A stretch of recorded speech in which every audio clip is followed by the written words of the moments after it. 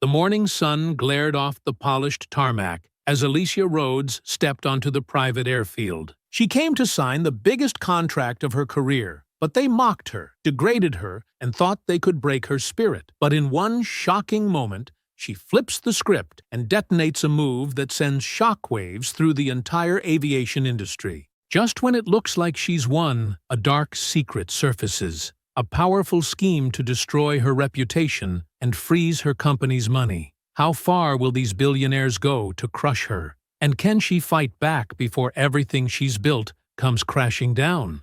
Before we go any further, comment where in the world you are watching from and make sure to subscribe, because tomorrow's story is one you don't want to miss. Alicia Rhodes stood at her penthouse window, watching the sunrise paint Manhattan's skyline in shades of gold.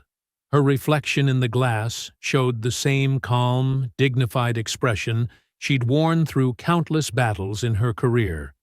But today felt different. Today would change everything. The smell of fresh coffee and warm pastries drifted from her kitchen, where Sasha Monroe was setting up their breakfast. The young woman had arrived early, as always, bringing not just breakfast, but her characteristic energy and unwavering support.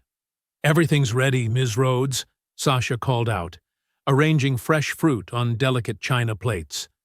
Alicia turned from the window, taking in the spread before her. "Sasha, how many times do I have to tell you? When it's just us, please call me Alicia." Sasha smiled, though Alicia could see the nervous energy in her movements as she straightened an already perfectly aligned fork. "Sorry, Alicia. I guess old habits die hard, especially on big days like this." They sat at the marble breakfast bar, the morning sun streaming through floor-to-ceiling windows. Alicia noticed Sasha hadn't touched her croissant, instead fidgeting with her tablet. "What's on your mind?" Alicia asked, stirring honey into her tea. Sasha looked up, her eyes filled with concern. "I've been monitoring their social media. The jet owners, I mean. They've been posting about today's meeting, but—" She hesitated. "But?" "The tone feels off, like they're putting on a show. And some of their friends have been making these subtle comments about new money and maintaining standards." Sasha's fingers tightened around her coffee mug. "I know I might be reading too much into it, but—" "You're not," Alicia said firmly.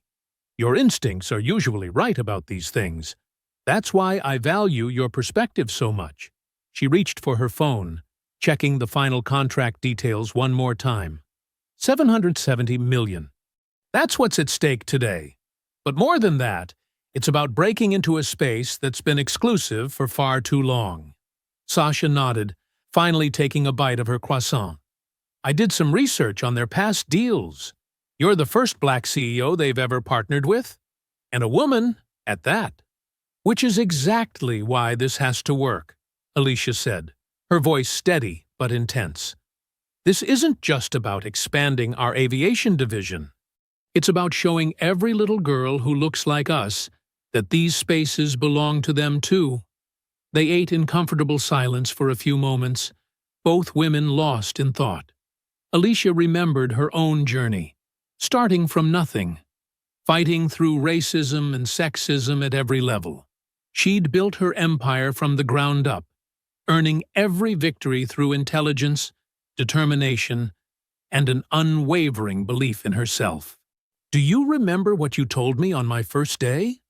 Sasha asked suddenly, breaking the silence. Alicia raised an eyebrow. "Remind me. You said that in this business, we have to be twice as good to get half as far. But then you smiled and said, that's exactly why we'd win, because we're always 10 times better than they expect." A warm smile spread across Alicia's face. "And look at you now, running our entire digital strategy, keeping us 3 steps ahead of everyone else." "I learned from the best," Sasha replied, her earlier nervousness replaced with determination. "So what's our game plan for today?" Alicia stood, walking to her briefcase to double-check the contracts. "We arrive exactly on time. Not early, not late. We stay professional, no matter what they throw at us. And we close this deal with the same dignity and excellence we bring to everything else. Sasha began clearing the breakfast dishes, her movements precise and efficient. The helicopter's ready whenever you are. Weather report shows clear skies all the way to the Hamptons. They moved through their preparation routine with practiced ease. Alicia chose a perfectly tailored white suit that projected both power and poise, while Sasha gathered their materials into sleek leather portfolios. As they rode the private elevator down to the helipad, Alicia noticed Sasha taking slow, deliberate breaths, a technique she'd taught her for managing pre-meeting jitters. "Remember," Alicia said softly, "we've earned our place at this table. Every document is perfect, every number adds up, and every term has been vetted by the best lawyers in New York. We are not asking for permission to be there." The helicopter waited on the rooftop, its blades already spinning in the morning air. As they approached, Alicia caught their reflection in the polished surface. Two black women in impeccable business attire, carrying billion-dollar dreams in their briefcases. The flight to the Hamptons gave them time to review their strategy one final time. Sasha pulled up the dossiers she'd compiled on each of the jet consortium's owners. Old money, exclusive clubs, and a history of dealing only with people who looked exactly like them. As they approached the private airfield, the disparity in welcome became immediately apparent. Other arriving executives were being greeted with red carpets and champagne service. But as their helicopter touched down on their designated spot, Alicia and Sasha saw only a junior staff member holding a clipboard, looking distinctly uninterested in their arrival. "Well," Sasha muttered under her breath as they gathered their things, "I guess they're not rolling out the red carpet for us." Alicia adjusted her suit jacket with practiced precision. "That's all right," she said, her voice carrying the same quiet confidence that had taken her from poverty to billions. "We'll build our own." They stepped onto the tarmac, the morning sun now high and bright above them. Around them, private jets worth hundreds of millions gleamed in neat rows. Their owners gathered in small groups, stealing glances at the newcomers who dared to enter their exclusive world. Alicia and Sasha made their way across the vast tarmac, their heels clicking against the smooth surface in perfect sync. The morning sun cast long shadows behind them, but neither woman squinted or showed any sign of discomfort. They'd learned long ago that every movement, every expression would be scrutinized. Around them, clusters of billionaires huddled near their gleaming jets, their conversations dropping to whispers as the two women passed. Alicia caught fragments of their comments, each one intended to be just loud enough to hear. "Well, this is certainly different," one man in an expensive suit remarked to his companion, adjusting his gold cufflinks with exaggerated motion. "Times are changing," another responded with a smirk, "though some changes are more surprising than others." Sasha's shoulders tensed slightly, but Alicia maintained her measured pace.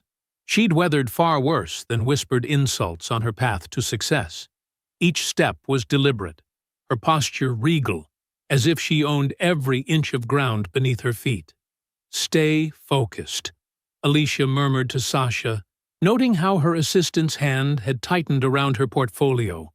"Their words can't touch us unless we let them." They passed a row of pristine private jets, each one more luxurious than the last. The morning light caught their polished surfaces, reflecting the wealth and privilege of their owners. A group of men in expensive golf attire paused their conversation to stare openly, their faces a mixture of curiosity and barely concealed disdain. "I heard she started as a cleaning lady," one of them stage whispered, causing his companions to snicker. "Guess she cleaned up pretty well." Sasha's jaw clenched, but Alicia touched her arm gently. "Remember what we discussed," she said softly. "Their words reveal more about them than us." As they approached the main gathering area, the consortium's owners stood in a tight circle, their backs deliberately turned. Only when Alicia and Sasha were a few feet away did they slowly turn around, their faces arranged in artificial smiles. "Ms. Rhodes," said Victor Sterling, the consortium's lead partner, extending his hand with obvious reluctance. "You're punctual, I'll give you that." "Mr. Sterling," Alicia replied, her handshake firm and professional. "Thank you for hosting us today." "Yes, well," he said, withdrawing his hand quickly and wiping it discreetly on his jacket. "We do try to be inclusive these days." The other owners exchanged knowing looks, their smirks poorly hidden behind expensive sunglasses. One of them, Charles Whitman III, stepped forward with an exaggerated bow. "It's quite bold of you," he said, his voice dripping with false admiration, "to dream so big."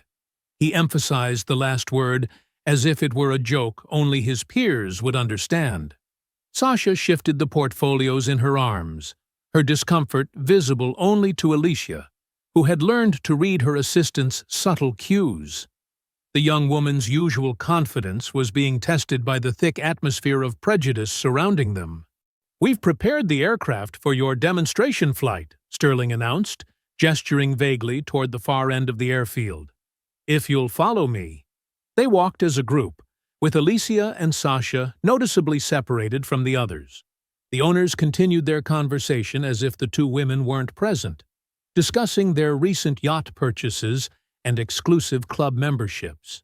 "Speaking of the club," one owner said loudly, "we really must be more careful about our membership criteria.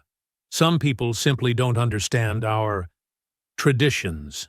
The further they walked, the more obvious it became that they were heading away from the pristine jets near the main hangars. The well-maintained tarmac gave way to older, cracked concrete. The gleaming aircraft grew scarcer, replaced by older models in various states of repair. Sterling finally stopped near a hangar that had seen better days. With a flourish that couldn't mask his smirk, he gestured to an aircraft partially hidden in the shadows. "Here we are, Ms. Rhodes. Your demonstration model." Alicia and Sasha stood in silence, taking in the sight before them. The jet was at least 20 years old, its once white exterior now a dingy gray. Dust and grime covered the windows, and one of the wheel covers was visibly rusted. "We thought this would be more appropriate for your needs," Whitman added, not even trying to hide his amusement. "After all, we wouldn't want you to feel overwhelmed by anything too sophisticated." The other owners chuckled openly now, their earlier pretense of politeness abandoned. One of them pulled out his phone, clearly eager to document what they assumed would be Alicia's humiliation. The aircraft sat there like a prop in their cruel joke, its condition a deliberate insult to everything Alicia had built. This wasn't just a used plane. It was a message, carefully chosen to put her in her place. Sasha's breath caught audibly, her eyes wide with disbelief and growing anger. The portfolios in her arms trembled slightly, but she held her position, waiting for Alicia's response. The owners watched expectantly, their faces showing the satisfaction of people accustomed to wielding power as a weapon. They clearly anticipated tears, outrage, or desperate attempts to salvage the situation. Any reaction that would confirm their assumptions about this woman who dared to enter their exclusive world. Sterling spread his hands in a gesture of mock concern. "Is something wrong, Ms. Rhodes? This is a perfectly functional aircraft. Some might say it's more your style." The morning sun had climbed higher, casting harsh shadows across the scene. The contrast between this neglected corner of the airfield and the gleaming jets in the distance couldn't have been more stark, or more intentional. Alicia stood motionless before the aging aircraft, her expression unreadable. The morning breeze carried more snickers and whispers from the growing crowd of onlookers. Several guests had wandered over, drawn by the spectacle the owners had orchestrated. "Perhaps we should explain the basic controls," Whitman said, his voice thick with condescension. "I know these things can be quite complicated for Certain people. Sterling nodded in mock sympathy. We wouldn't want any accidents. Safety first, especially when dealing with newcomers to our elevated circles. Sasha's fingers gripped the portfolios so tightly her knuckles turned white. The young woman's chest rose and fell with quick, angry breaths as she watched these wealthy men openly mock her mentor. I mean, really, another owner chimed in, emboldened by the audience's reaction, we should be thanked for even considering this arrangement. Some people don't know their proper place these days. A ripple of laughter spread through the crowd. Several phones were raised, their owners eager to capture what they assumed would be a humiliating moment for the black CEO who had dared to dream of joining their exclusive ranks. Alicia slowly turned to face the group, her movements deliberate and controlled. The morning sun caught her face, highlighting the quiet dignity in her features. She'd spent decades in boardrooms and business meetings where she was the only person of color, the only woman, the only one who had climbed up from poverty instead of inheriting wealth. Each challenge had strengthened her resolve. Each insult had sharpened her purpose. Mr. Sterling, she said, her voice carrying clearly across the tarmac. Is this your idea of humor? The consortium owner's smirk faltered slightly at her calm tone. He'd expected tears, outrage, or desperate negotiation, anything but this composed response. Now, Ms. Rhodes, he said, recovering his arrogant demeanor, let's not be overly sensitive. We're simply trying to make you comfortable. This aircraft is perfectly adequate for someone of your background. More snickers rippled through the crowd. A woman in expensive tennis whites whispered something to her companion, both of them glancing at Alicia's impeccable business suit with obvious disdain. My background, Alicia repeated softly, letting the words hang in the air. Please, Mr. Sterling, elaborate on what you mean by that. The challenge in her voice was subtle, but unmistakable. Sterling shifted uncomfortably, aware that the crowd was now watching him as much as they were watching her. Well, you know, he blustered. Your people aren't exactly known for.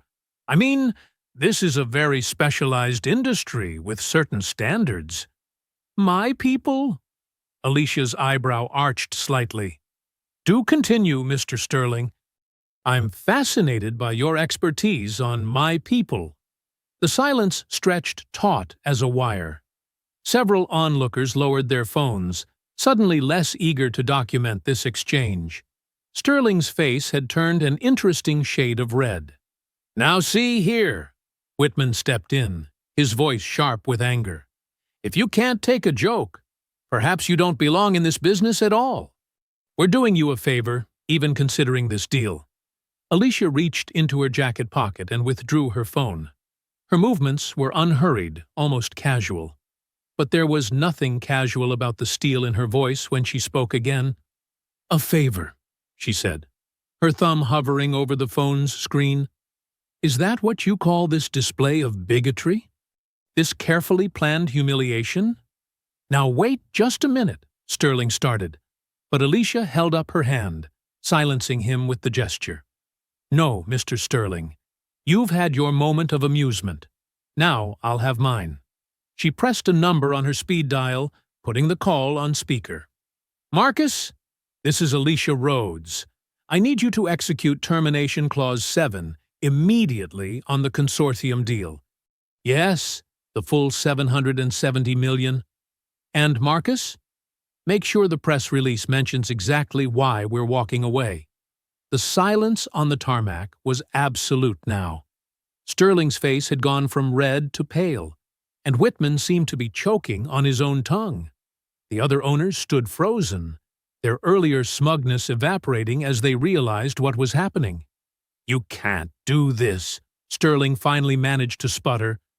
The penalties for breach of contract are voided, Alicia cut in smoothly, when there is clear evidence of discriminatory practices, which we have now documented quite thoroughly, thanks to your little performance today." She gestured at the gathered crowd with their phones. "So many witnesses. So many recordings. My legal team will have a field day with this, Mr. Sterling." Sasha stepped forward, her earlier discomfort replaced by fierce pride as she watched her mentor dismantle these men's arrogance with surgical precision. "The termination paperwork will be delivered within the hour," Alicia continued, her voice carrying to every corner of the suddenly silent airfield. "I suggest you contact your lawyers. You'll need them." She turned to the dilapidated aircraft, then back to the assembled owners. "This plane is indeed perfect for someone of my background, gentlemen. Because people like me, people who have fought for every opportunity, who have earned every success, we know the difference between true value and shallow appearances. We know that real power isn't found in cruelty or exclusion." Her phone buzzed with an incoming message. "Ah, that would be the press release going live. Shall I read it to you?" Sterling stepped forward, his face contorted with rage. "Now see here, you can't just—" "I can, I have, and I did," Alicia stated firmly. "The deal is cancelled, and you, gentlemen, have just made the most expensive mistake of your privileged lives." She turned to Sasha, who was beaming now. "Come on, Sasha. We have more important matters to attend to than educating these— what's the word they used? Ah, yes, these traditionalists."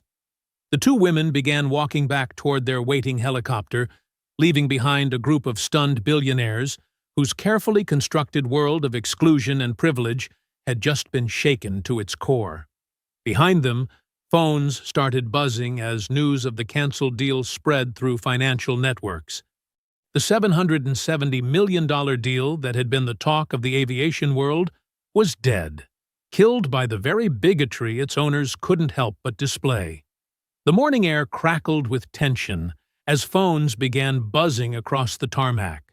Stock alerts, news notifications, and frantic messages lit up screens everywhere. The gathered elite, who had moments ago been laughing at Alicia's expense, now stood in stunned silence, their faces a mix of shock and disbelief.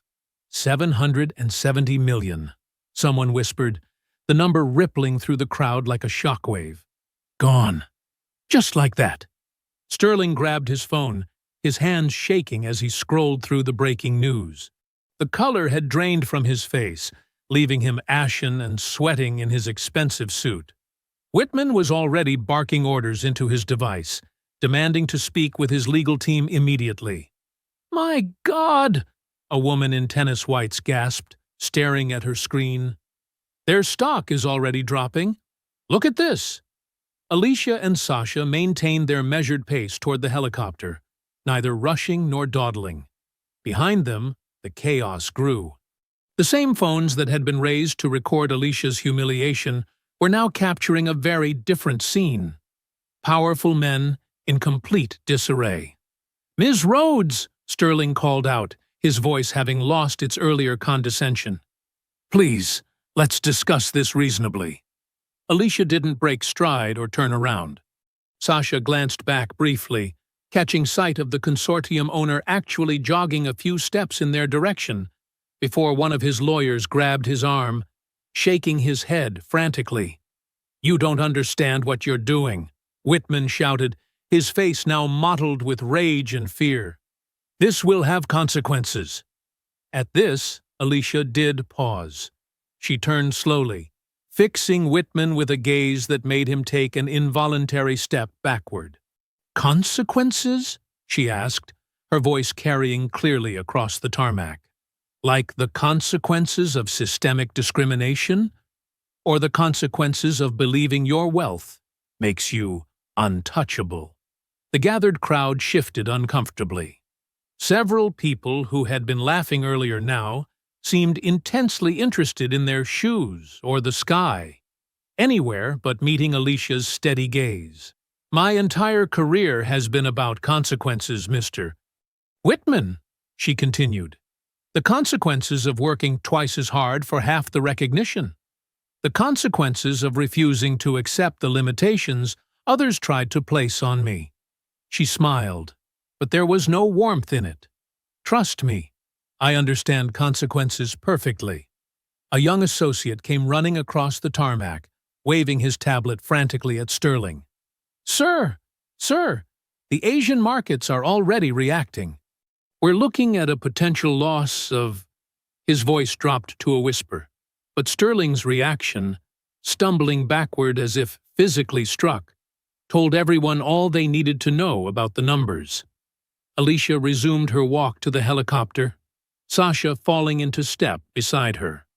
The pilot had already started the rotors, their rhythmic thump, thump, thump providing a steady backbeat to the chaos erupting behind them.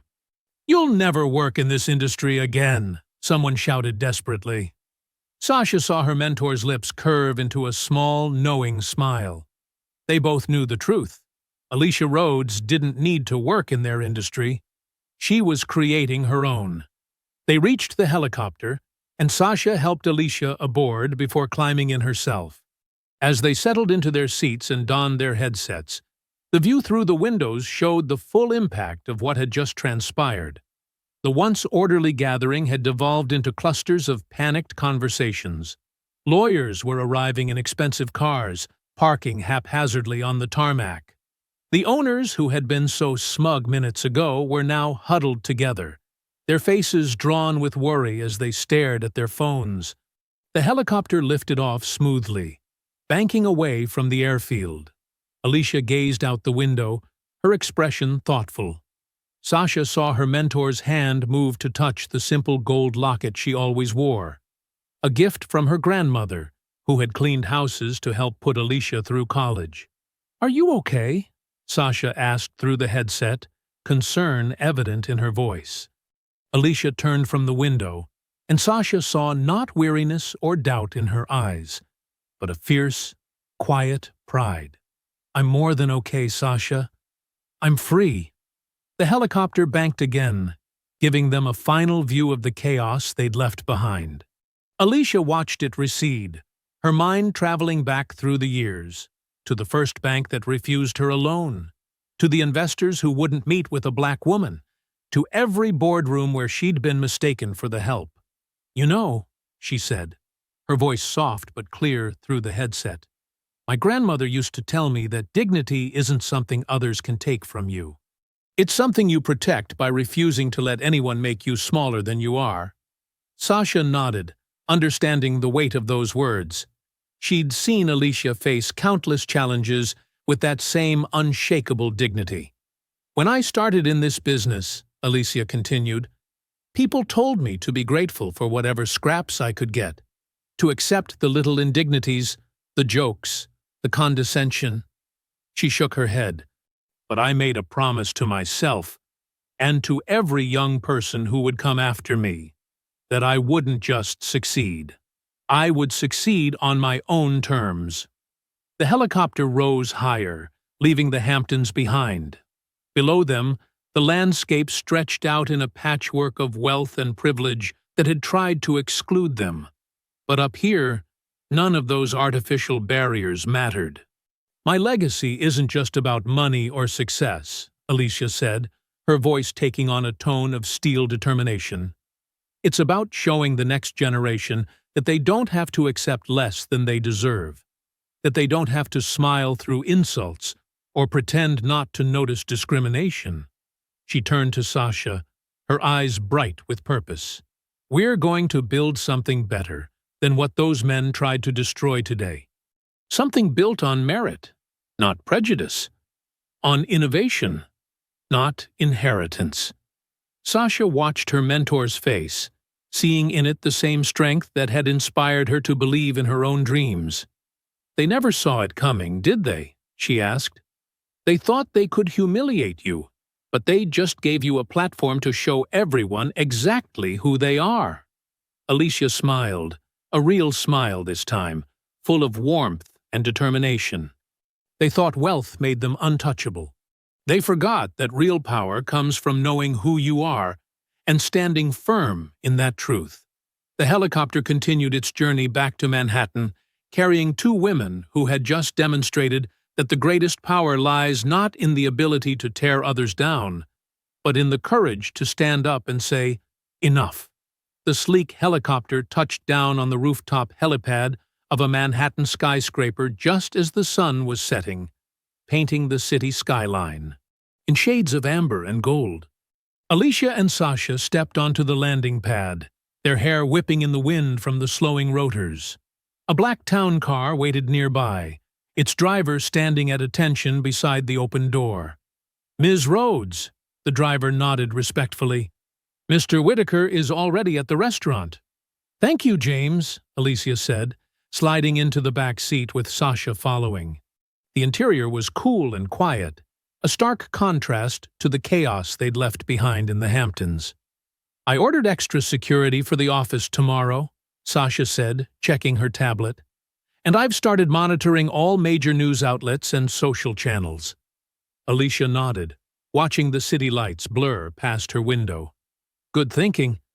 They won't take this lying down." The car pulled up to an exclusive restaurant in Tribeca, the kind with no sign out front and a waiting list months long. But tonight, they were escorted immediately to a private room in the back, where Thomas Whitaker sat reviewing documents spread across the white tablecloth. Thomas stood as they entered, his tall frame and silver hair commanding attention even in casual evening wear. "There's my favorite client who just cost me my weekend plans," he said, with a wry smile, pulling out chairs for both women. "Sorry about that, Thomas," Alicia said, though her tone suggested she wasn't sorry at all. "Are you kidding?" Thomas settled back into his seat, eyes twinkling. "I haven't had this much fun since we took down that corrupt board in Seattle." He gestured to the waiter. "3 martinis, extra dry. We're celebrating." "Celebrating?" Sasha asked, arranging her napkin. "The deal just fell apart." "The deal didn't fall apart," Thomas corrected, shuffling his papers.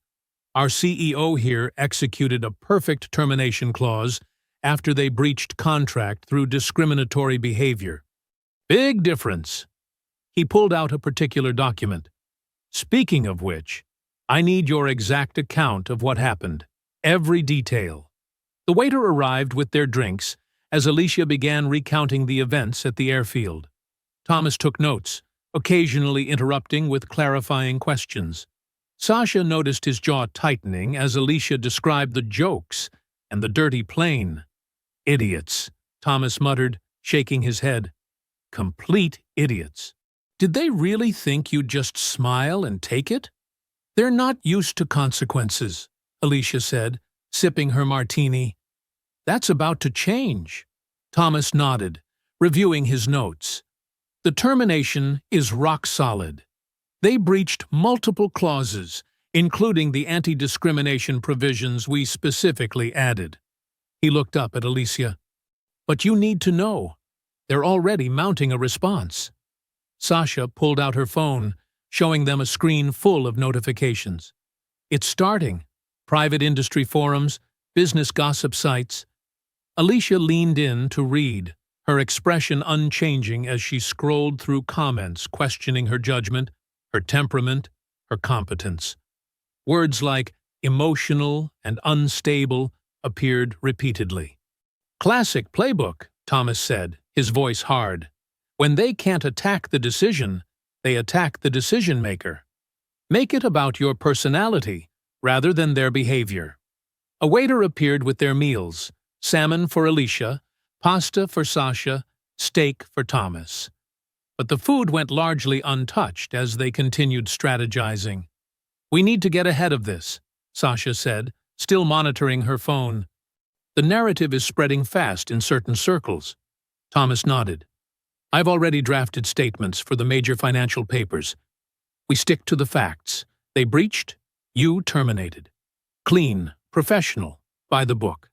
They'll try to paint me as angry, irrational," Alicia said, her voice steady. "A black woman who couldn't handle the pressure and had an emotional outburst." "Let them try," Thomas replied, stabbing at his steak. "We have witnesses. That young associate who came running up about the Asian markets. he's already reached out. Says he has recordings of planning meetings where they specifically discussed how to put you in your place.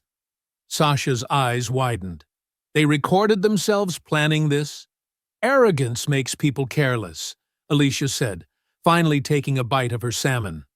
They never thought they'd face consequences. Thomas pulled out another document. We need to discuss immediate protective measures. Asset security, data backups, employee communications. They spent the next hour going through contingency plans, their food growing cold as they worked. Sasha took detailed notes, while Thomas outlined potential legal challenges, and Alicia made decisive calls on each point. One more thing, Thomas said as they were finishing. The termination hits their stock hard tomorrow. They'll be desperate. Expect personal attacks, planted stories, maybe even threats. Alicia's phone buzzed. She glanced at it, then turned it to show the others. On the screen was a private industry forum post, already gaining traction. Sources close to Rhodes reveal pattern of erratic behavior. Questions raised about stability and judgment. And so it begins, Thomas said grimly. Let them come, Alicia replied, her voice calm but filled with determination. I didn't get where I am by backing down from bullies. Sasha watched her mentor, amazed as always by her composure. Where others might show anger or fear, Alicia displayed only quiet resolve. The waiter appeared with the check, which Thomas immediately grabbed. My turn, he insisted. Consider it an investment in what promises to be a very interesting case. As they stood to leave, Alicia's phone buzzed again. More notifications, more forums, more concerned sources questioning her mental state and business acumen. The smear campaign was gathering momentum. Cars waiting outside, Sasha said, checking her own phone. I've got alerts set up for any mention of your name or the company. We'll know everything they're saying, where they're saying it. Thomas helped Alicia with her coat. Get some rest tonight, he advised. Tomorrow we start pushing back. They walked through the now quiet restaurant, their footsteps echoing on the hardwood floors. Outside, the city had taken on its nighttime energy. Streets still busy with people and traffic, despite the late hour. James held the car door open. Before getting in, Alicia paused, looking up at the towering buildings around them. Buildings that housed many of the same people who were now trying to destroy her reputation. You know what my grandmother used to say about lies? She asked Sasha, who was checking one last alert on her phone. What's that? She said, lies are like shadows. They seem big and scary until you shine a light on them. Then they disappear. Morning light streamed through the floor-to-ceiling windows of Alicia's corner office, casting long shadows across the polished conference table. Her core team had gathered early, armed with laptops and tablets, displaying the overnight damage.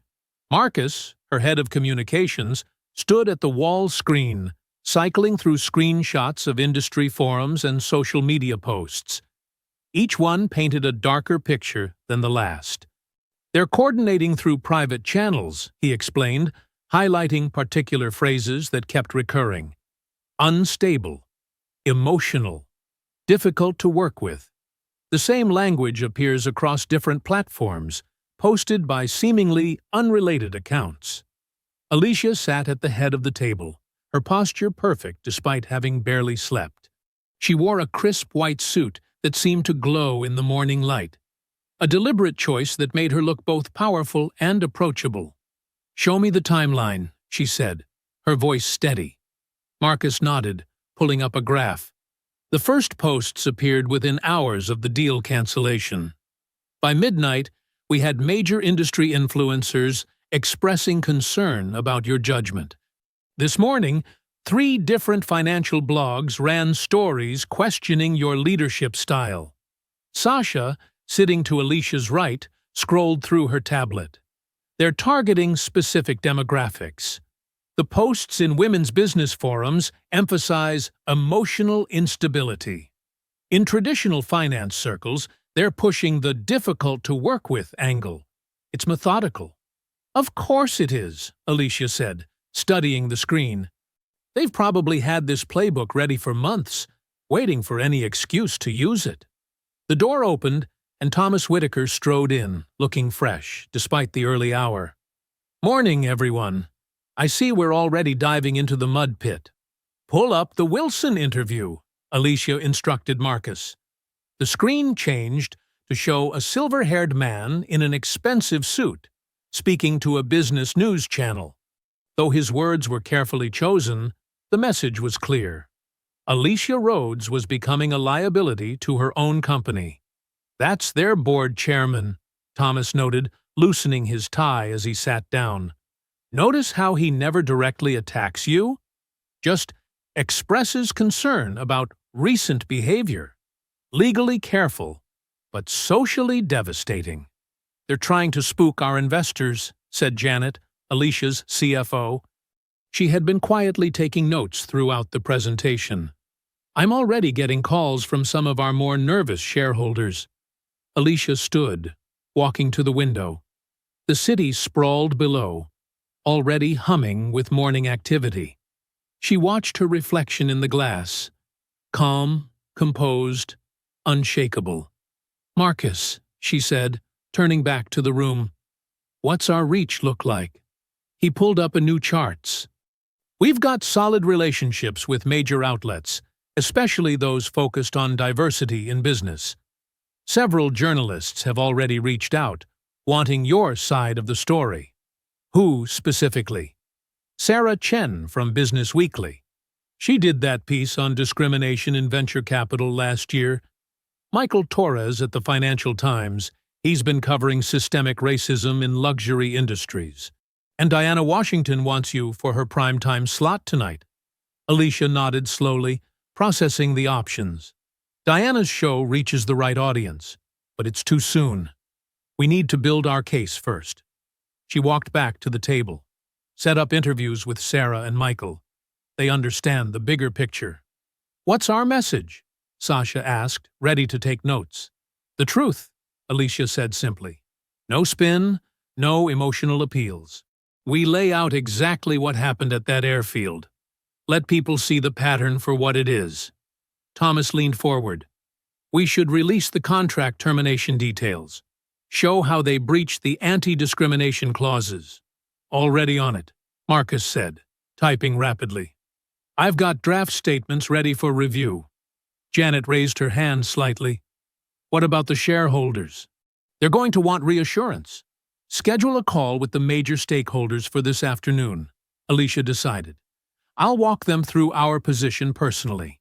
And prepare a memo detailing our financial strength. Remind them why they invested with us in the first place." The team worked steadily through the morning, crafting responses and planning their counteroffensive.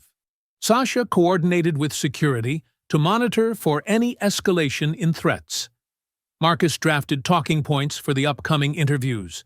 Janet prepared financial documents showing the company's solid foundation. Around 11, Marcus's phone buzzed. "Sarah Chen can meet at 2. Michael Torres wants to do a longer sit-down tomorrow morning." "Perfect," Alicia said. "Book them both. Sarah's piece will set the tone, and Michael can go deeper into the industry implications." Thomas reviewed the interview outlines. "Remember, stick to verifiable facts.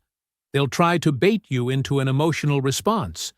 Don't give them the satisfaction." "I've been handling their type for 30 years, Alicia reminded him with a slight smile. "They've never seen me lose my composure, and they won't start now." The team broke for lunch, but Alicia remained in her office, reviewing the morning's developments with Sasha. "Their strategy is backfiring," Sasha observed, showing Alicia new social media trends. "People are starting to question why they're attacking your character instead of addressing the incident." "That's because they can't defend what they did," Alicia replied. "So they're trying to change the conversation." She stood, walking to a small table that held a chess set. Moving a piece thoughtfully, she continued, "But they've made a crucial mistake." "What's that?" They think this is about me, about my feelings, my reaction. She moved another piece. They don't understand that I'm just the catalyst. This is about exposing a system that's been hurting people for generations. Sasha watched her mentor, understanding dawning.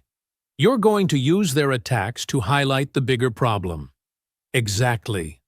Alicia's smile was subtle, but determined.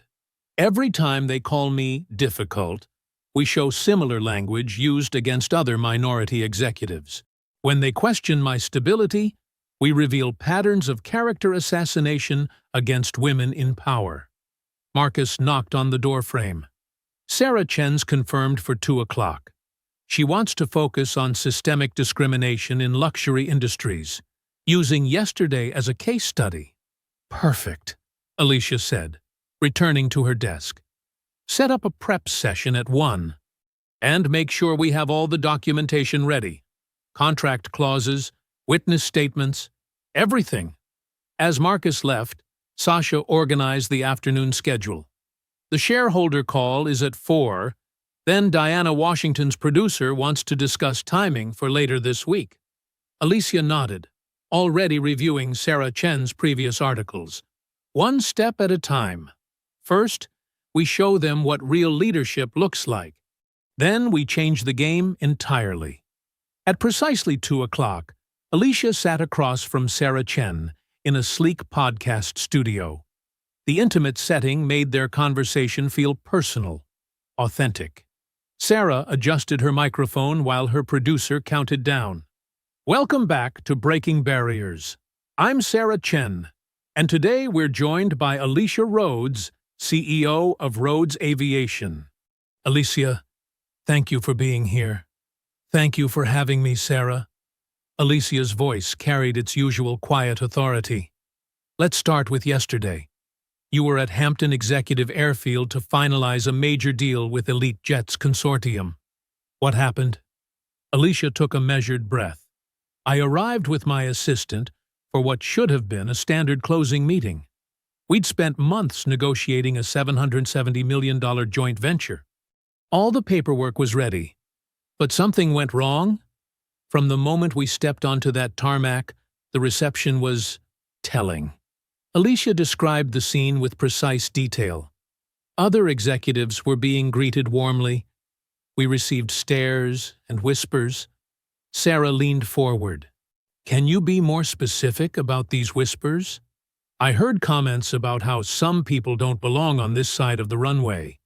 There were jokes about me getting lost, suggestions that I must be someone's assistant. Alicia's tone remained even, but her words carried weight. How did your actual assistant react? Sasha was upset, naturally. But we've both faced similar situations before. We stayed focused on the business at hand. Sarah checked her notes. The deal fell apart over an aircraft inspection. That's what they'd like people to believe, Alicia said. The reality is they presented us with a dirty, outdated plane for our demonstration flight. When I questioned this, they said it was more my style. And this was different from what was promised in the contract? Substantially different.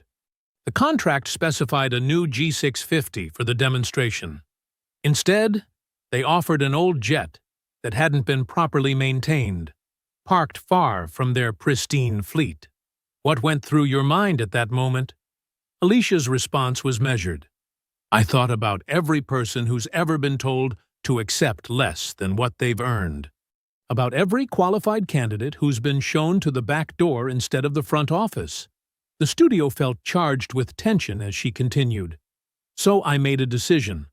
I called my legal team and canceled the deal, right there on the tarmac. That's a $770 million decision, Sarah noted. Some might call it rash. Some might, Alicia agreed. But I would argue it's the most rational decision possible. When someone shows you who they are, believe them. Their actions demonstrated clearly how they would treat our partnership. Sarah shifted topics. There are rumors circulating about your emotional state during this encounter. Yes, I've seen those. A hint of amusement touched Alicia's voice.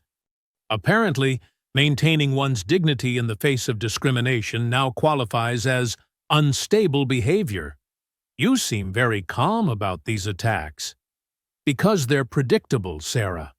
When you can't defend your actions, you attack the character of the person exposing them. It's a tactic as old as discrimination itself.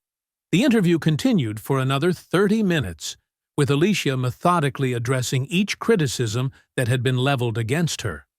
Her responses were consistently measured, factual, and devastating in their clarity. As they wrapped up, Sarah asked one final question. What message do you have for others facing similar situations? Know your worth, Alicia said firmly. Don't let anyone convince you to accept disrespect as the price of admission. And remember, when you stand up for yourself, you're standing up for everyone who comes after you. The producer signaled the end of recording. Sarah removed her headphones, looking impressed. That was powerful, Alicia. We'll have this edited and up by tonight. Thank you, Sarah. You asked the right questions. Back in her office, Alicia found her team already monitoring the initial response. The unedited interview had been streamed live on the podcast's premium platform, and clips were spreading rapidly. Look at this, Sasha said, showing her phone. Black executives across industries are sharing their own stories. Stand with Rhodes is trending. Marcus nodded from his desk. Former Elite Jets employees are reaching out. They want to talk about their experiences. Alicia was reviewing the coverage when Sasha suddenly stiffened, staring at her screen. Alicia, you need to see this. The email had no subject line, sent from an anonymous address. The message was brief, but clear. Back off now. You have no idea what you're dealing with. Keep pushing, and we'll destroy everything you've built. Your choice. Sasha pulled up more emails, all with similar threats. Each one more specific than the last, detailing ways they planned to ruin Rhodes Aviation. Alicia read them calmly, her expression unchanged. Forward these to Thomas and our security team. And Sasha? Yes? Order dinner. We're going to be here late. She turned to Marcus. Get me everything you can on Elite Jet's financial structure. Every shell company. Every hidden partnership. What are you thinking? Sasha asked. Alicia's smile was subtle, but determined. They're threatening us because the interview worked. Now let's find out what they're so desperate to hide.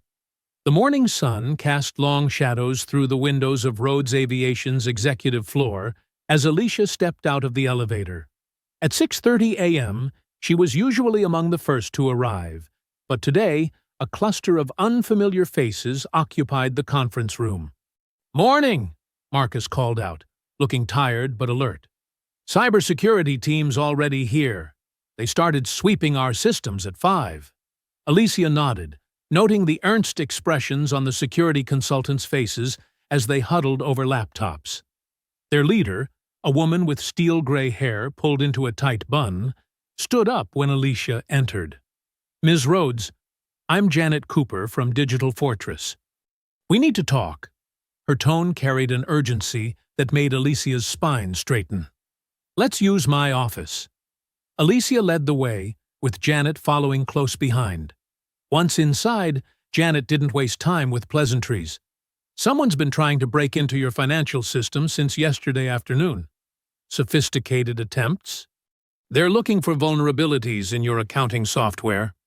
Alicia's expression remained neutral, but her jaw tightened. How close did they get? Close enough to worry me. Janet pulled up a diagram on her tablet. They've made multiple attempts to access your payroll records, tax documents, and acquisition histories. The pattern suggests they're hunting for something they can use against you. Can you trace it? They're good at covering their tracks, but… Janet's fingers flew across the screen. The attacks are coming through various proxy servers. However, 3 of them trace back to addresses we've seen before in corporate espionage cases involving Elite Jet's consortium. Alicia's phone buzzed. Sasha had arrived. Moments later, her assistant entered with 2 cups of coffee, handing one to Alicia. "What's our exposure?" Alicia asked, taking a sip. "Your current security is decent, but not equipped for this level of attack. We need to upgrade everything immediately." Janet pulled out a second tablet. "I've prepared recommendations. It's not cheap, but considering what's at stake—" "Do it," Alicia said without hesitation. "Whatever we need." For the next hour, Janet's team moved through the office like a well-oiled machine. They installed new security software, updated firewalls, and began the process of moving sensitive data to more secure servers. Marcus knocked on Alicia's door around 9, his face tight with concern. "The CFO's here. You need to see this." Robert Chen, Rhodes Aviation's chief financial officer, waited in the small conference room. His normally neat appearance showed signs of strain. Tie slightly askew, hair not quite perfectly combed. "They're trying to get to our audit records," he said as soon as Alicia entered. "I've been up all night monitoring unusual access attempts. They're particularly interested in our recent acquisitions and tax filings." "They're looking for dirt," Alicia said, settling into a chair. "Anything they can use to trigger an investigation." "That's my assessment, too." Robert spread several documents on the table. "The problem is, even though we're clean, a coordinated attack could still cause massive disruption. If they can plant even a hint of impropriety, they could freeze our assets pending investigation," Alicia finished. "How long would that take to resolve?" "Months, at minimum. Maybe years." Robert's expression was grim. "We're talking about potential payroll disruptions, contract delays, lost opportunities." Alicia stood, walking to the window. Below, Manhattan buzzed with morning traffic, unaware of the battle being waged in digital space above the streets. "Robert, I need you to start something for me." Quietly. She turned back to face him. "Begin a comprehensive audit trail.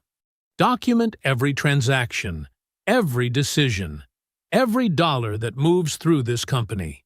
I want records so clean and clear that not even the most corrupt investigator could find fault." "That's a massive undertaking," Robert said, but he was already pulling out his laptop. "Break it into phases. Start with the most recent year, then work backward. Priority on anything touching elite jets or their subsidiaries." She paused. "And Robert? Keep this between us for now. The fewer people who know—" "Understood." He nodded, fingers already flying across his keyboard. Janet appeared in the doorway. "Ms. Rhodes, we found something else. Multiple attempts to access your personal emails and financial records, too. They're not just targeting the company. They're after you specifically." Alicia absorbed this without visible reaction, but her hand tightened slightly on her coffee cup. "Secure everything. Personal accounts, home networks, mobile devices, mine and my key executives." "Already on it." Janet hesitated. "There's something else. We found traces of surveillance software trying to activate the cameras on company devices. They want eyes inside your operation." The room fell silent. Robert looked up from his laptop, face pale. Marcus, who had been quietly taking notes in the corner, muttered something under his breath. "How many devices?" Alicia asked. "They tried to access cameras on at least 30 computers, including yours and your executive team's." Janet's voice was professional, but her eyes showed concern. "We're installing countermeasures now." Alicia turned to Marcus. "Get everyone together in the main conference room in 20 minutes. All department heads, key personnel. They need to know what we're dealing with." As the others filed out, Sasha entered with fresh coffee and a stack of messages. "The press is starting to ask questions about all the security consultants arriving this morning. Tell them we're conducting routine system upgrades." Alicia took the coffee, grateful for its warmth. "Standard procedure, after a major contract cancellation." Sasha nodded, then lowered her voice. "Are you okay? This is getting intense." Alicia allowed herself a small smile. They think they can bully us into submission by threatening our technology? Our records? They clearly haven't done their homework. She walked back to her office, where Janet's team had set up a command center of sorts. Screens displayed real-time security monitoring, intrusion detection systems, and network traffic analysis. "Robert," she called out as she passed the CFO's office, "start with last quarter's financials. Every transaction, every approval, every signature. Build me a wall they can't break through."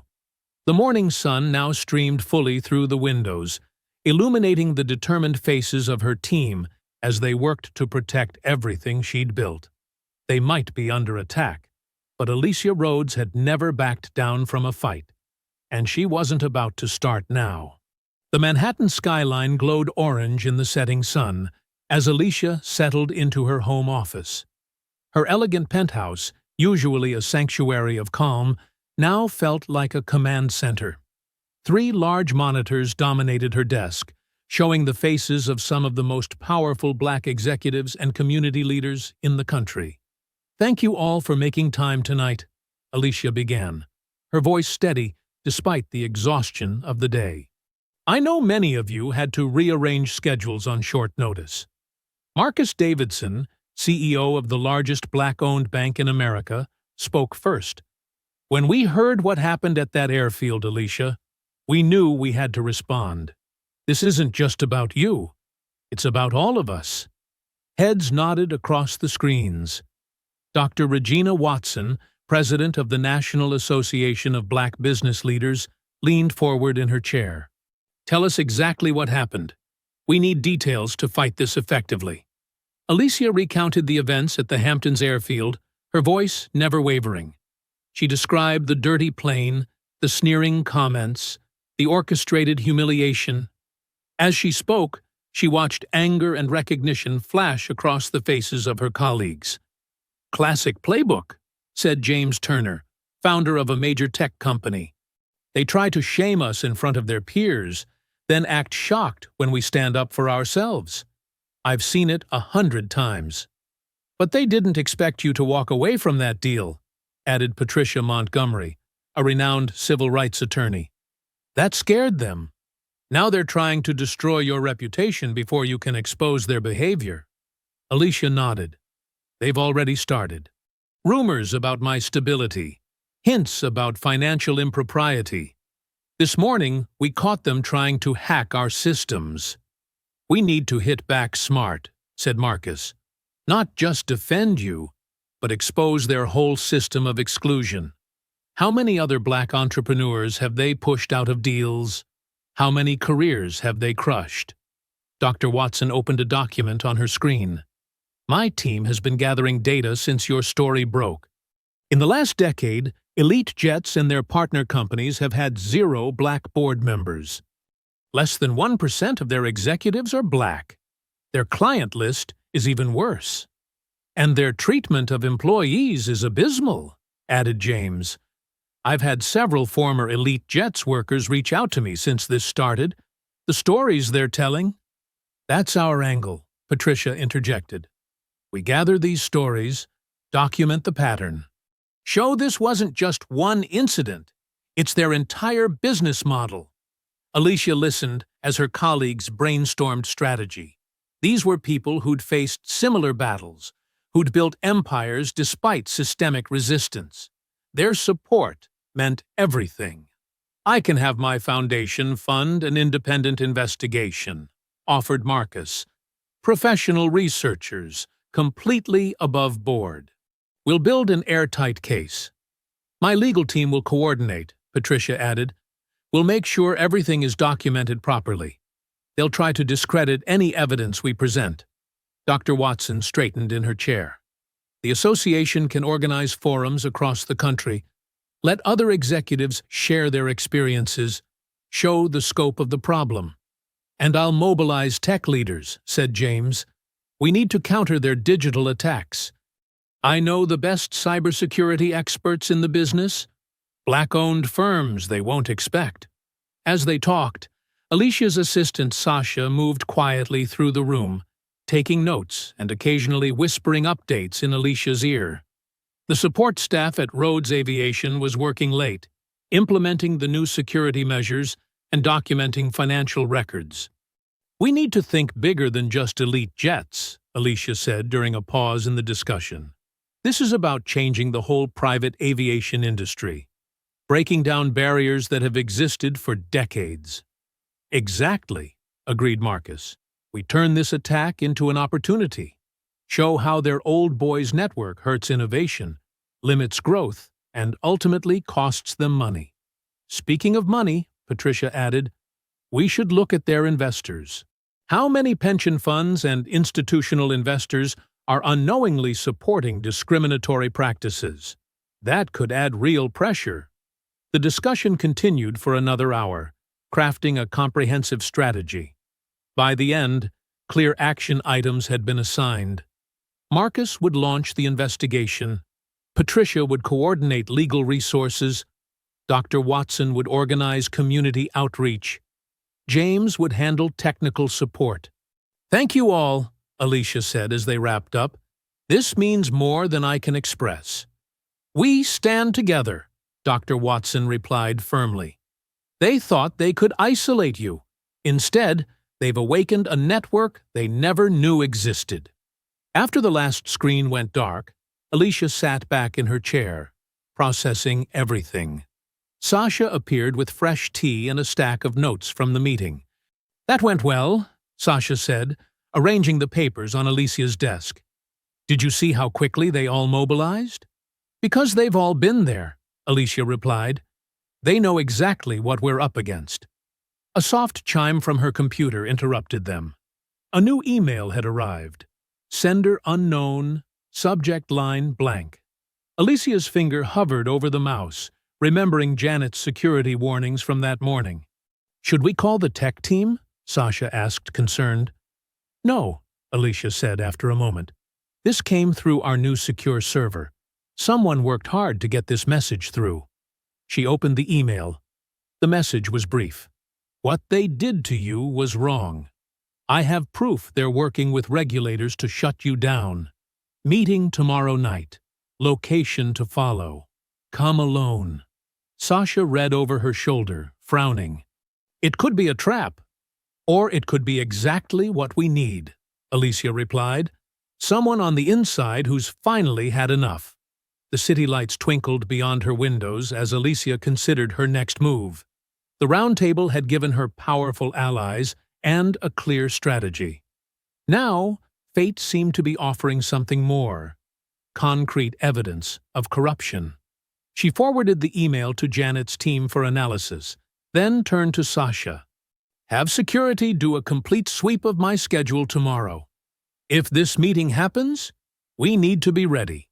Morning sunlight streamed through the floor-to-ceiling windows of Alicia's office as she reviewed security reports with Janet, her head of cybersecurity. The threats against Rhodes Aviation had escalated overnight, with more attempts to breach their systems. "They're getting desperate," Janet said, pointing to a spike in activity on her tablet. "But our new protocols are holding." A knock at the door interrupted them. Sasha entered with Marcus Davidson's head of security, who carried a small package. "This just arrived by special courier," Sasha explained. Marcus's team intercepted and scanned it. "It's clean." The package contained only a USB drive and a handwritten note. "Recorded at Elite Jet's private club last week. They never thought anyone was listening." Alicia gestured to Janet, who plugged the drive into a secure, isolated laptop.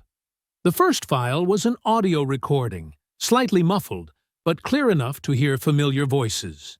Philip Lancaster's smug tone filled the room. "The regulators are all lined up. One phone call and they'll freeze every asset Rhodes has." "Already taken care of," Daniel Rourke replied, his words slightly slurred. "Paid enough to make sure they find irregularities in her books. She'll be too busy defending herself to cause any more trouble." Philip laughed. "Should have seen her face when we showed her that old plane. Like we'd ever let someone like her into our world." "Teach her to know her place," Daniel added. "Nobody walks away from us. By next week, Rhodes Aviation will be in free fall." Janet opened more files.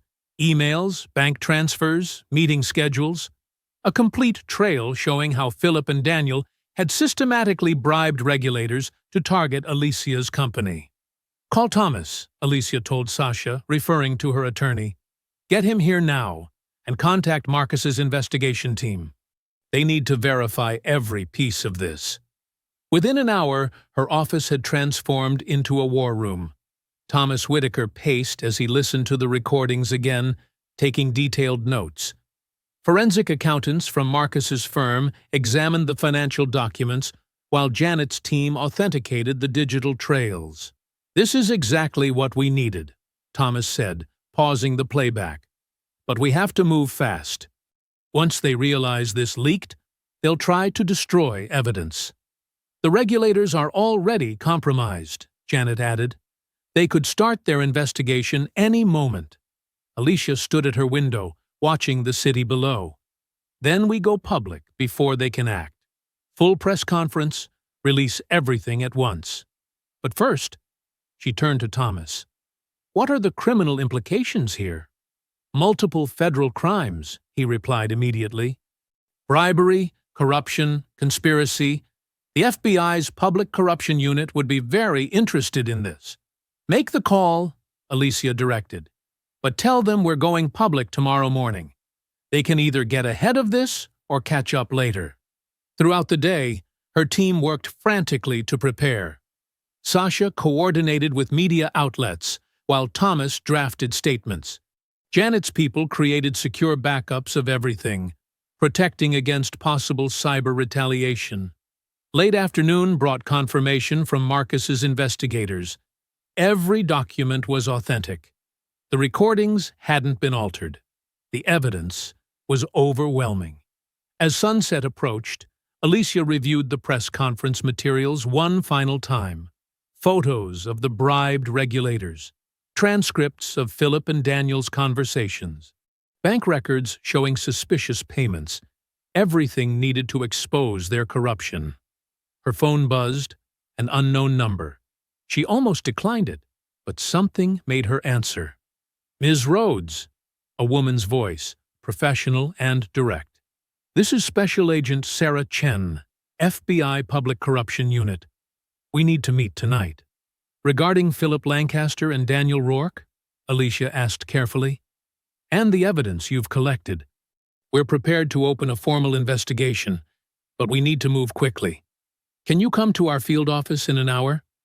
Alicia checked the time. "With my attorney?" "Of course. We'll have U.S. attorneys present as well. This is serious, Ms. Rhodes. What you've uncovered, it goes beyond elite jets." Thomas arrived within minutes of her call. As they rode the elevator down to her waiting car, he reviewed federal statutes on his tablet. "They'll want us to hold the press conference," he warned. "Keep everything quiet while they build their case." "They can want whatever they like," Alicia replied. "But I'm not letting Philip and Daniel control the narrative one more day. We go public tomorrow as planned." Her driver took a circuitous route to the federal building, watching for tails. Security was waiting to escort them directly to a conference room where Agent Chen and two prosecutors sat with stacks of files. "Thank you for coming," Chen began, but Alicia raised her hand. "Before we start," she said firmly, "understand this. I'm holding a press conference tomorrow morning. I'm releasing everything we have. I'll cooperate fully with your investigation, but I won't delay exposing what they've done." The prosecutors exchanged glances. Chen smiled slightly. "Actually, Ms. Rhodes, we're counting on it. Your press conference will smoke out more witnesses. We just needed to ensure your evidence was solid before we moved forward with criminal charges." For the next 2 hours, they reviewed the recordings and documents. The prosecutors took detailed notes, while Chen outlined the scope of potential charges, not just against Philip and Daniel, but against multiple regulators and other executives. "This is bigger than elite jets," Chen explained. "We've suspected corruption in private aviation for years, but could never prove it. You've given us the key to unraveling their whole network." As they prepared to leave, Chen handed Alicia her card. The moment you finish your press conference tomorrow, we'll execute search warrants. By noon, Mr. Lancaster and Mr. Rourke will be in custody. In the car heading home, Thomas reviewed his notes. They're serious about prosecution.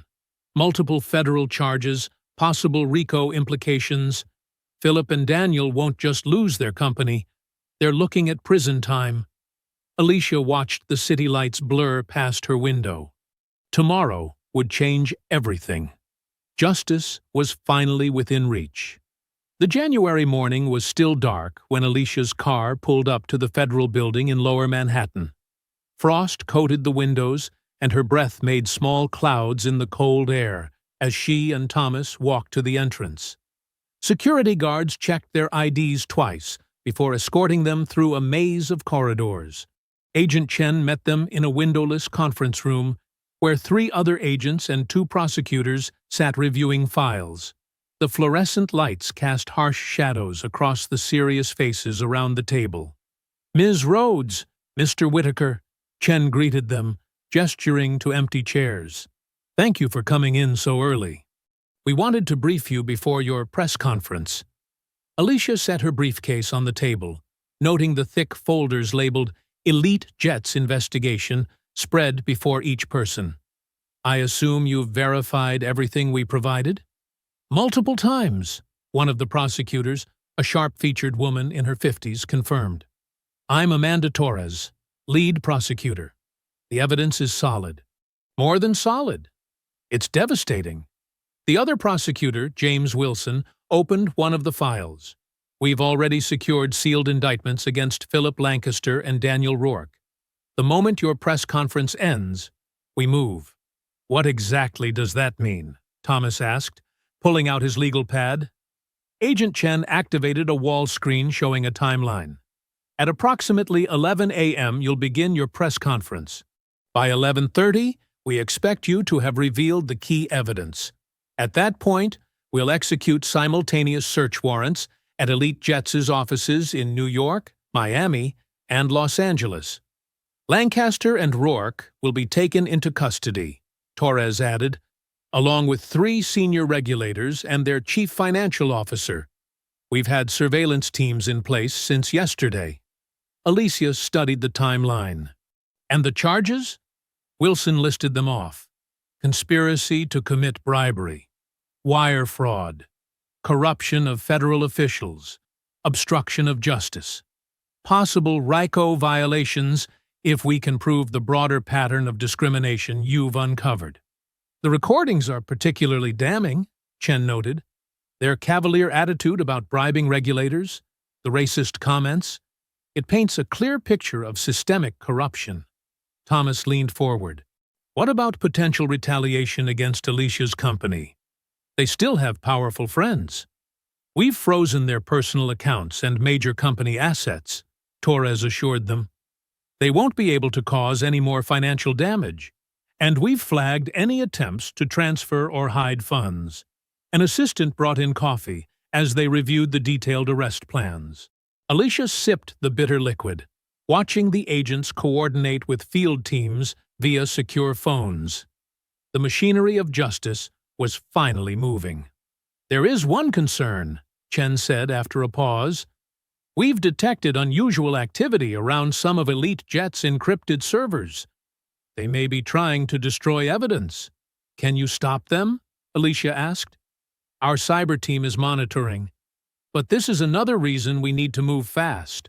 Once your press conference starts, we'll have probable cause to seize their systems before they can delete anything else." Thomas made more notes. "What about the regulatory investigation they initiated against Rhodes Aviation?" "Already handled," Wilson replied. "We've suspended the compromised regulators and frozen that investigation. Your company's assets should be released by end of day." Alicia felt some of the tension leave her shoulders. Her employees' jobs were safe. The threats to their livelihoods would end. "We do need to discuss your personal security," Chen continued. "Until the arrests are complete, we'd like to assign protective details to you and key members of your team." "Is that necessary?" Alicia asked, though she already knew the answer. Torres nodded grimly. Lancaster and Rourke are facing potential prison terms. People in their position sometimes make desperate choices when cornered. We're not taking any chances. They spent the next hour reviewing security protocols and coordinating press conference logistics. Federal agents would be posted throughout the venue, watching for any signs of trouble.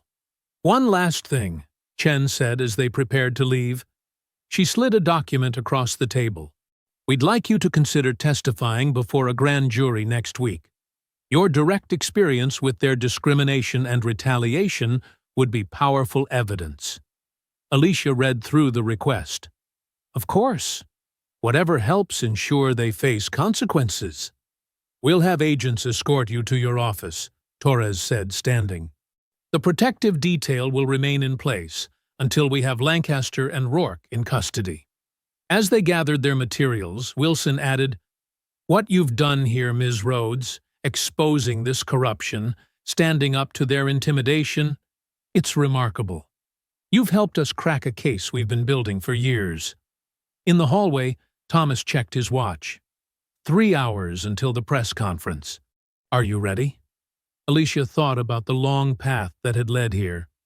The humiliation on the tarmac, the threats, the smear campaign, but also the support she'd received, the allies who'd stood with her, the evidence that had emerged at crucial moments. More than ready, she replied. It's time they learned that actions have consequences. They rode the elevator down in silence, both processing the weight of what was coming. In a few hours, everything would change. The truth would be public. The arrests would begin. Justice would be set in motion. At the building's entrance, Alicia paused to look at the brightening sky. Hope mixed with anxiety in her chest. They had the evidence, they had federal support.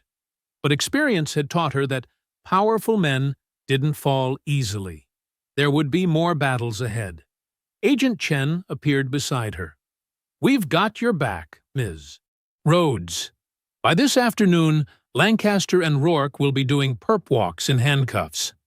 Alicia nodded, straightening her shoulders as she walked to her waiting car. Federal agents fell into formation around them, a visible reminder that she was no longer fighting this battle alone. Camera flashes erupted as Alicia stepped onto the podium at the Riverside Conference Center. The massive room was packed with journalists, industry leaders, and civil rights advocates. Thomas stood to her right, while prominent black executives and community leaders filled the seats behind her in a powerful show of solidarity. Alicia adjusted the microphone, her burgundy suit crisp against the blue backdrop. Security teams positioned throughout the room kept watchful eyes on the crowd. She could feel the tension, the anticipation of what she was about to reveal. Good afternoon, she began, her voice steady and clear. 2 weeks ago, I walked across a tarmac in the Hamptons, prepared to finalize a $770 million joint venture with Elite Jets.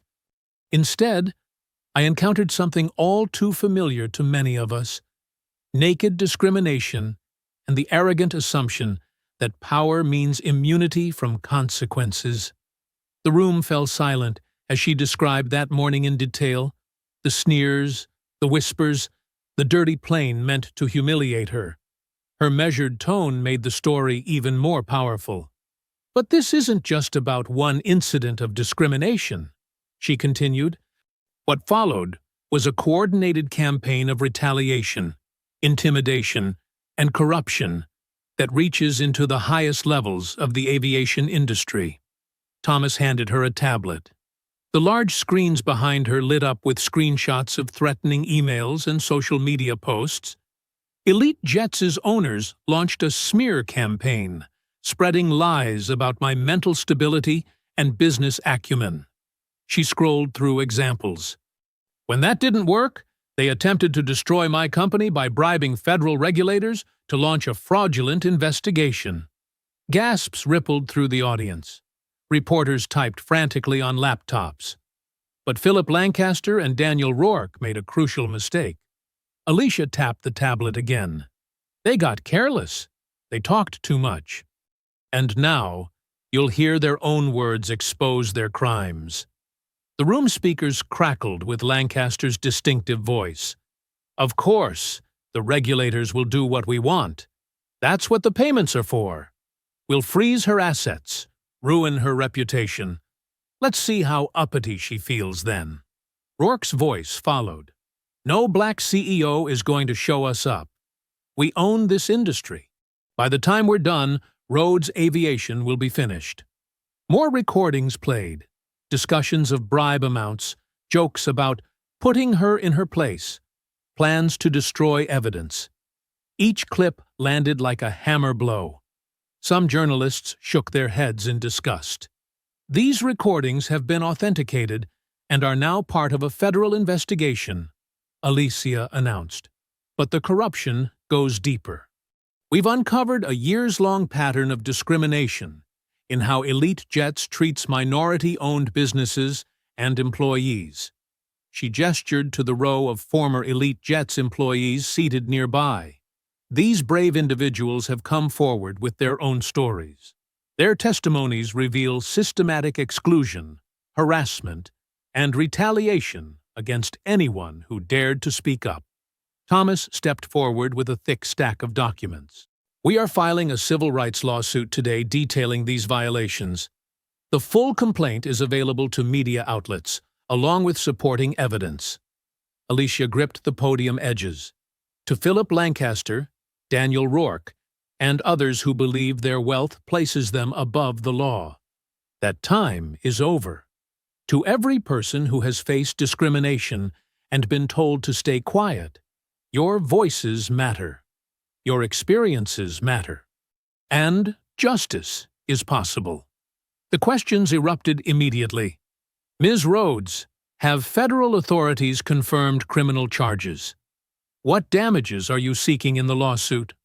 How long has this discrimination been happening? She handled each query with composed precision, never revealing more than planned. Thomas fielded the legal questions, while civil rights leaders added context about systemic racism in corporate America. An hour later, Alicia concluded, "This press conference isn't just about exposing corruption. It's about standing up to bullies who think money equals power. It's about showing that dignity and determination can overcome discrimination." Thank you. The applause was thunderous. Reporters shouted more questions as security escorted Alicia and her team through a side exit. In the hallway, her phone buzzed with breaking news alerts. Federal raids underway at Elite Jets offices. Back at Rhodes Aviation's headquarters, champagne corks popped in the executive suite. Staff members hugged and cheered as they watched news coverage of Lancaster and Rourke being led out of their offices in handcuffs. Alicia's assistant, Sasha, rushed in with a tablet. The stories everywhere. Look at these headlines. Aviation giants arrested in corruption probe. Black CEO exposes industry-wide discrimination. Thomas raised his glass. To Alicia Rhodes, who taught them that karma comes with consequences. And to this incredible team, Alicia added, looking around at her loyal staff. You stood strong through every threat and challenge. We did this together. The celebration was warm but restrained. They all knew the fight wasn't over. Legal battles lay ahead. The industry would resist change. Powerful people would seek revenge. Sasha noticed Alicia checking her security feeds. The protective detail is still in place, she assured her boss. And IT is monitoring all our systems. Alicia nodded, sipping her champagne. Today was a victory. Justice set in motion, truth exposed, corruption revealed. But experience had taught her to stay vigilant, to guard against backlash while pushing forward with purpose. She watched her team celebrate, their joy tempered with determination. They had struck a blow against discrimination and corruption. Now they had to ensure the changes they fought for would last. Alicia sat at her desk, watching multiple news feeds on the wall-mounted screens. Her normally pristine office showed signs of the intense week: stacks of legal documents, empty coffee cups, and takeout containers from late-night strategy sessions. Breaking news: federal agents raid Elite Jet's headquarters, scrolled across the bottom of every major network. Sasha burst through the door, tablet in hand. They got them, both of them. Her usual professional composure cracked with excitement. Live helicopter footage showed FBI agents leading Philip Lancaster out of his gleaming corporate tower. His perfectly tailored suit couldn't hide his rage as agents guided his handcuffed form toward a waiting vehicle. The smug smile he'd worn at the airfield was gone, replaced by a scowl of disbelief. "Look at his face," Sasha said, perching on the edge of Alicia's desk. He really thought he was untouchable. Minutes later, another feed showed Daniel Rourke's arrest at his Hamptons estate. Unlike Philip's angry display, Daniel maintained his icy composure, until agents began loading boxes of documents into federal vehicles. His calm cracked as he watched years of hidden dealings being carted away. Sources confirm simultaneous raids at multiple Elite Jets locations, a reporter announced. Federal agents are seizing computers, financial records, and communications dating back 5 years. The investigation stems from allegations of corruption, bribery of federal officials, and systematic discrimination. Alicia leaned back in her chair, her expression neutral despite the vindication playing out on screen. "Send a message to legal. I want our team monitoring every development. And check on our security protocols again." "Already done," Sasha replied. "Thomas is reviewing the warrant details now. And look at this." She pulled up social media feeds on her tablet. Their stock is in free fall. Major clients are canceling contracts. The board called an emergency meeting. The news coverage shifted to business analysts discussing Elite Jet's likely collapse. "This is unprecedented in private aviation," one expert declared. "The evidence Ms. Rhodes presented leaves no room for denial. The recordings alone—" "Turn up the volume," Alicia said, leaning forward as they played clips from her press conference.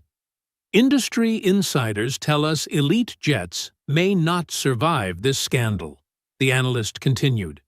"Beyond the criminal charges, they face massive civil penalties and an exodus of high-profile clients.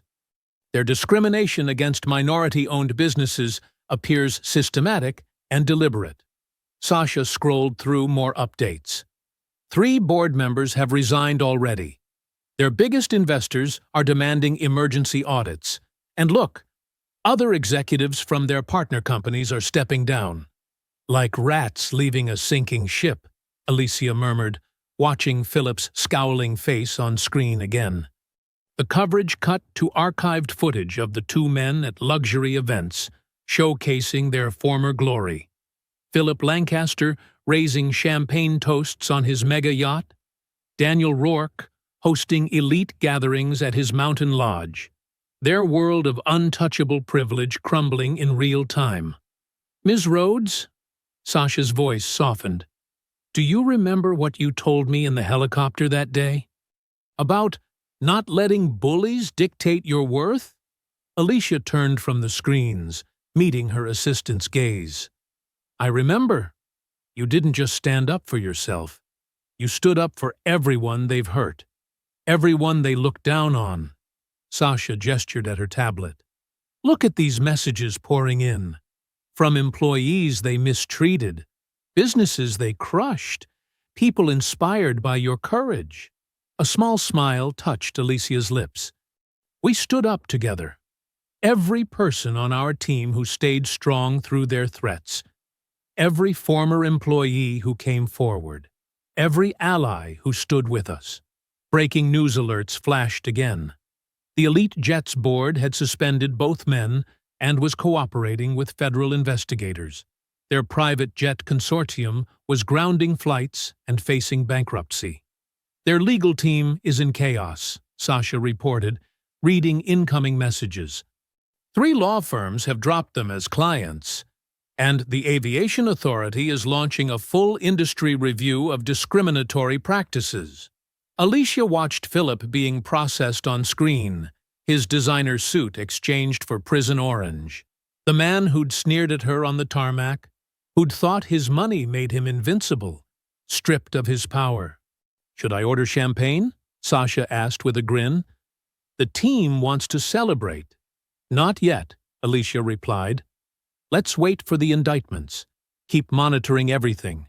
Their associates, the regulatory response, any signs of retaliation." They sat in comfortable silence, watching justice unfold across the news feeds. Decades of discrimination and corruption exposed.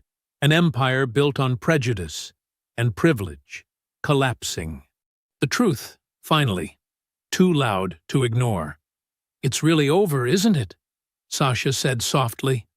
Alicia studied the headlines declaring elite jets' downfall, the footage of federal agents boxing up evidence, the scroll of charges that would end Philip and Daniel's reign. "Yes," she answered. "This chapter is over." She turned to her assistant, her friend, who'd stood beside her through every challenge. "They thought they could humiliate us, break us, erase everything we've built. They never understood that real power comes from dignity, not dominance." Sasha wiped away tears as they watched Philip and Daniel's mug shots replace their polished corporate portraits on screen. "From that awful morning to this moment, we did it. We really did it." "We did," Alicia agreed, her quiet satisfaction more powerful than any celebration. Justice doesn't always come quickly, but it does come. They sat together, watching history change, two women who'd faced down giants and won. On the screens, Philip and Daniel's world continued to crumble, proof that no amount of money could shield them from the consequences of their actions. The headlines kept rolling. Aviation giants fall, corruption empire crumbles, justice prevails. But for Alicia and Sasha, the greatest victory wasn't in the breaking news. It was in the simple truth that dignity and determination had overcome discrimination. That bullies, no matter how wealthy or powerful, could be held accountable. That justice, when pursued with unwavering resolve, would ultimately prevail. The morning sun streamed through the windows of Alicia's corporate headquarters as she signed the final documents, unfreezing her company's accounts. Her CFO, Marcus Chen, stood nearby reviewing transaction logs on his tablet. "All systems are back online," Marcus reported, relief evident in his voice. "Payroll processing will complete within the hour." Alicia set down her pen, shoulders relaxing slightly. "Send an all-staff message. I want everyone to know their back pay will be deposited today, with interest." "Already drafted." Marcus showed her the notification. "I've also included details about the bonus structure you approved." Down in the office bullpen, a cheer erupted as employees' phones buzzed with payment notifications. The sound of celebration spread floor by floor, weeks of financial strain finally lifting. Sasha appeared in the doorway, grinning. "You might want to see this." Alicia followed her assistant to the main floor, where dozens of employees had gathered. Some were hugging, others wiping away tears of relief. When they spotted Alicia, the crowd broke into applause. "Thank you for fighting for us," called out Sarah from accounting, her voice thick with emotion. "For not giving up when they tried to destroy everything." "You stood by me through all of it," Alicia responded, her usual reserve softening. "This victory belongs to every person in this room." More staff members shared their gratitude for protecting their jobs, for maintaining their health benefits even when accounts were frozen, for showing that integrity could triumph over corruption. "I know these weeks have been difficult," Alicia addressed the group. "You've shown extraordinary loyalty and resilience. Starting today, we are not just resuming normal operations, we're expanding. The bonus structure is just the beginning."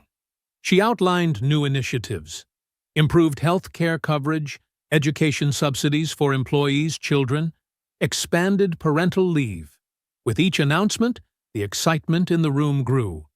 This company was built on the belief that success and ethics aren't mutually exclusive, Alicia continued. What we've endured has only strengthened that foundation. Back in her office, Alicia reviewed RSVPs for that evening's Aviation Industry Ethics Gala. The annual event had taken on special significance in the wake of Elite Jets' collapse. The guest list has doubled, Sasha noted, scrolling through updates. Every major aviation company wants to be seen supporting ethical leadership now. Funny how that works. Convenient timing, Alicia agreed dryly. But if it drives real change in the industry, I'll take it. Her phone buzzed with a message from Thomas Whitaker, her attorney. The regulatory reform package they'd proposed was gaining support. Major carriers were voluntarily adopting new anti-discrimination policies.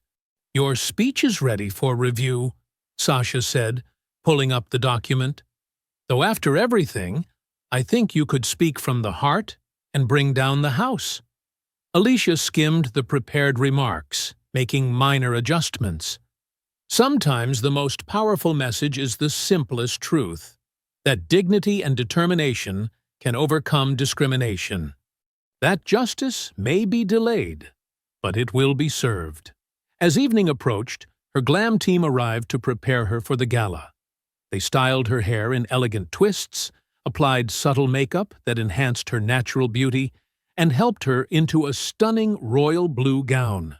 The car's ready, Sasha announced, herself elegant in a silver cocktail dress. Security reports the red carpet is packed with press. Alicia stood before the mirror, adjusting her grandmother's pearl necklace, a reminder of the strength that ran in her blood. Then, let's not keep them waiting. Their arrival at the gala created a media frenzy. Cameras flashed as Alicia emerged from the car, poised and regal. Reporters called out questions about Elite Jet's downfall and the future of the industry. Inside the venue, aviation executives who had once dismissed her now rushed to shake her hand. Their effusive praise rang hollow, but Alicia maintained her gracious demeanor. She knew their sudden support was less about justice and more about protecting their own interests. Ms. Rhodes, the event chairman approached, beaming. We've adjusted the program slightly. The Leadership Award presentation will come right after dinner. Alicia nodded, though she hadn't known about any award. She caught Sasha's small smile and realized her assistant had kept this detail secret. During dinner, video screens played highlights from the past months, clips from her viral podcast interview, footage of her press conference, news coverage of Elite Jets' collapse. The room fell silent as they watched justice unfold again. When the chairman returned to the podium, his tone was solemn. Tonight, we honor a leader who exposed corruption, confronted discrimination, and demonstrated that true power lies in unwavering integrity. Please welcome Alicia Rhodes. The ballroom erupted in applause as Alicia made her way to the stage. Hundreds of industry leaders rose to their feet, the standing ovation thunderous.